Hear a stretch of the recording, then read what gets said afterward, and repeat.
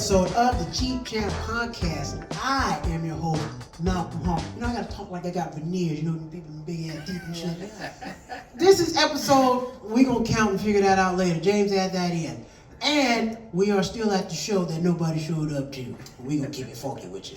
I have another comedian that was supposed to be on the show tonight. The very funny Miss Chelcye Perry. Yes, I'm here. Thank you so much for showing up and being on the show /podcast now. I'm here. I'm glad to be here. How are you doing? I'm well. I'm good. And how long you been in comedy? Because I know we haven't done very many shows together, but I saw you. We met at Comedy Nook. You were a host. And I'm like, she's funny. I'm gonna get on one of my shows. You did, and you were very serious about it. So I'm glad that we could finally get it together. So I've only been doing comedy 3 years. My background is theater. I came here, or I went to TSU, dropped out. And I came here with Tennessee State University? Oh. No, sir, don't be disrespectful. Hold on now. Don't disrespect my city like that. Texas Southern University. Okay, forgive me. I am an Aggie. HBCU pride. Okay, there you go. So let me not disrespect. Excuse me, my HBCU people. Can you all the acronyms be running together? Tennessee, Texas Southern University. Yes, but I ended up dropping out while I'm acting like that though. I dropped out, I joined the Navy, and when I got out of the Navy, I came here with continuing to follow my dream and passion, what I really want to do with my life, and comedy was just the avenue of opening myself up. I knew that I was funny, but funny amongst friends, which I feel like that's not a reason to do comedy. Because hell no. Comedy is its own individual beast. You making people laugh is one thing, but I ended up taking David Arnold's class and really building a great bond with him, and that gave me the confidence to take this bull by the horns, and it's been great. God bless and rest in peace, David Rest Arnold. in peace, I saw him in person, never met him, and had a conversation with him. But it's so funny in that he did an interview and he really dropped some dimes on it. Yeah. And it's funny, and this was after he passed like a week, and all his stuff started popping up, so I started watching it. I'm like, damn. You never know, what a person will leave for you when they're gone. And I think it's so important to kind of talk and leave all of yourself out here because people can watch it long after you're gone. Very true. And years after that, you still have it special. You're still speaking of him right now. He's still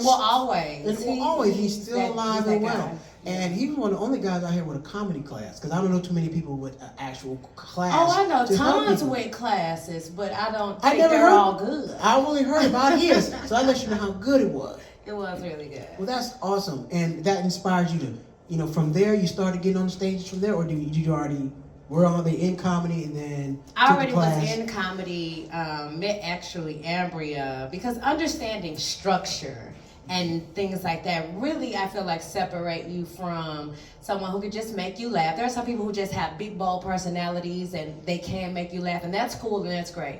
But understanding structure, she was like, I had just told her, I was like, man, I don't know how to do that. And she introduced me to David, and that's how it took off from there. I think structure comes in once you start going further with time in comedy. Yeah. You can muscle your way through 10 minutes, Yeah. 5 minutes, 30 minutes, you're going to have something. Yeah. You're going to have some crowd sure. work. Even if you're roasting people, you're going to run out of people to roast. It's not enough people in the front. So as time goes on, that structure is going to really kick in. Kind of like swimming. You can get in the shallow end, but you get out to that 12 feet, you got to swim. I'm going under. So I think that's great. You really got the structure and everything. You think that's helping you now? Because a lot of people just go up there, be funny, and you hit a wall. I would say in comedy, you hit a wall. You get to a point where you want to grow, you want to change the material that you're doing, or you just get into a point where the shit that you're doing is just not really doing it for you. Yeah. So how does that help you with the growth? I feel like the structure helps me now because I understand it in its totality. And I'm not looking at it, oh, this is just what I'm doing now. I understand where I want to go, where I want to be in my career, and still at the same time staying open. Because if you had told me 5 years ago from today that I would be doing comedy, I would have told you no, there's no way. So I'm continuing to stay open, but I feel like that structure helps because right now, if I do a show, I'm still probably in the 10 to 15 minute phase, but I did a show not too long ago and I did 20 minutes. And it wasn't so much a structure issue, it's also conditioning yourself to speak continuously for 20 minutes, and it's just you. And you're right, it's gotta be crowd work, and it's gotta be all the material. And I feel like good comedy to me is like a dance, and we're flowing back and forth, and we're engaging. Because yes, you have your set, but it shouldn't fit. And you said this joke as a comedian, like people don't get that. You said the joke 1,000 times, but it should never feel like this is the 1,000th time that you're saying. It's got to sound fresh and new every time. I don't know how you do this shit verbatim. I find it very hard to do my jokes verbatim just because things change night to night to night. I mean, I don't know. There's very few things I do verbatim. Yeah. No, not verbatim. I'm saying with that freshness, with using wherever you are. Like David was anal about saying the same material, but in a new, fresh way, using wherever you are. How you tell a joke at the Laugh Factory is not going to be how you tell a joke at the store. You know what I'm saying? Right. Yeah. Because I see some comments, they kind of do it verbatim, same shit. And if that shit don't work, they kind of stuck. Yeah. Because, you know, like for me, it took me some time to be able to do a joke, go talk to the audience, and come back. Right. I would get lost, like, oh shit, where was I? And somebody had to throw it out. You were talking this, oh yeah, thank you. That's unprofessional. And somebody said, you know, that's, dude, you know, that's an older comment, like, that's kind of unprofessional, bro. That's funny, but as time goes on, you don't want to do that. If you're taping something, that's not going to look good. No. So I gotta work myself out of that. And you know, as time goes on, I can talk, do this, and come back to my points, because I know my shit. Yeah. But before, if I didn't know it word by word, I get lost. Yeah. So, you know. I get that. Do you find it hard being a lady in comedy? Because I have a lot of comedians who are women, they, you know, their journey's different than ours. Getting booked, dealing with guys and shit like that. And I say that because I saw your post the other day, and you laid out some rules for people. Don't do this, and this, or I'll whoop your ass. I didn't say I whoop your ass. She didn't say that. I did. It sounded good to me. But I saw you laid out some rules, and I said, where did that come from, and why did you dress? You know, because it seemed like you had to dress some people who was acting crazy. I'm a firm believer in general. You teach people how to treat you in any arena, in any job, in any place. What you allow is what will happen. Are there difficulties that I have experienced as a woman being in comedy? For sure. Are there dudes who try it? For sure. But I think having, number one, being a tomboy, being from the north side of Houston, and being in the military, prepared me for all the things that I deal with males in comedy. It's not anything new. And again, I'm not a 19-year-old, early 20s, young girl, starstruck, willing to do whatever. I know my worth. I know that I am funny. I know that I am putting in the work. So you trying to maybe pull something over on me is highly unlikely. And when it does happen, I have a real smart ass mouth, and I'm 5'10", so I'm taller than most of these dudes out here. Yeah, you got so some reach I out don't here. deal with I do get shit, but I address it quickly and easily, and I nip it in the bud immediately. I thought I set the rules in a nice way. You did, but people internalize things different. I internalized it. Don't fuck with me. I'll whoop your ass. That's what I internalized. But you know, everybody, you say one thing and people hear it another way. You're Just right. like when you say, no, I'm good, people don't always take it like that. You're right. Because I find it funny. I would never do that because I don't want things down the line to pop up.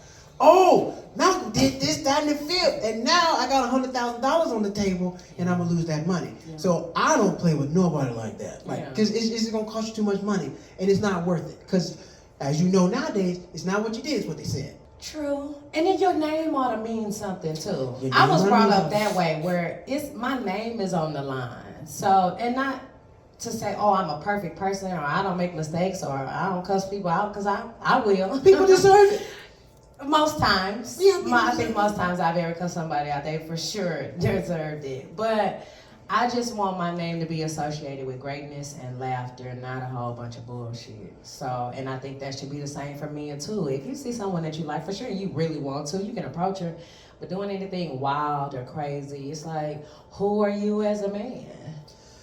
True. And I don't know, I work in corporate America, so I'm... Oh, you know better. Yeah, I'm human resources. Okay. They will email you. And so let me tell you something, human resources on there and your boss on there, you about to get fired. Yeah. If human resources by themselves, you're okay. If human resources is with anybody on your department, you're about to get fired. So I know how this goes. Human resources, they're your good friend or they be worse than. They'll let you know, hey, I got hired, and they'll let you know this is your last check.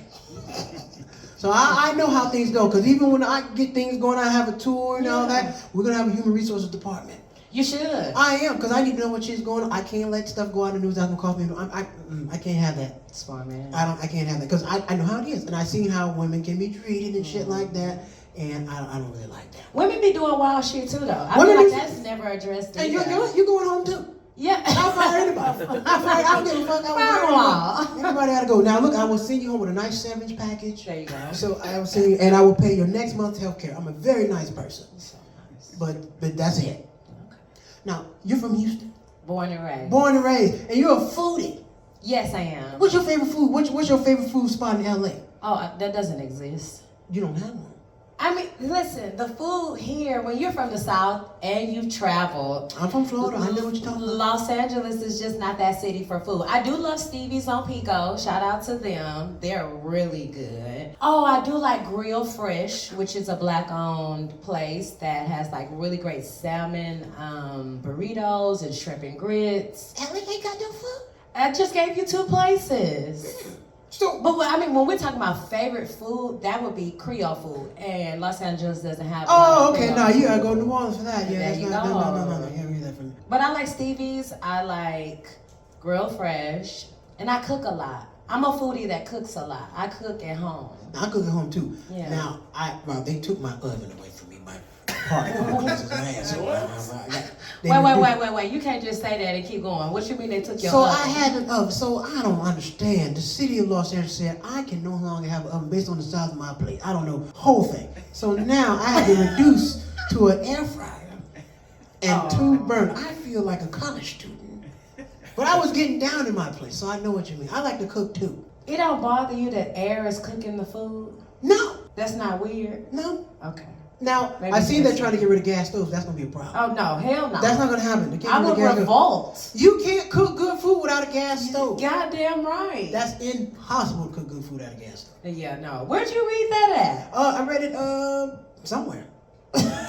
Somewhere, and I said, that's a fucking lie. The devil is a lie. The devil is a lie. What is your food to cook? What do you... If you're preparing a dish for a competition, $100,000 on the line, what you cooking? Probably my gumbo. Whole meal. Gumbo's an appetizer. Whole Gumbo? meal. What? Gumbo's not a... Yeah, we can get into it. Gumbo is a... Gumbo is not an appetizer. We're talking about real gumbo. We're talking about crab legs, andouille sausage, chicken, okra, all of that in one. That's not... I want that before my po' boy. That's appetizer. God. That's a bowl. That's an appetizer. That's not the... That's not... Okay. Lamb chops. Lamb chops. Lamb chops, garlic mashed potatoes, roasted, tricolor carrots. What kind of potato? Garlic.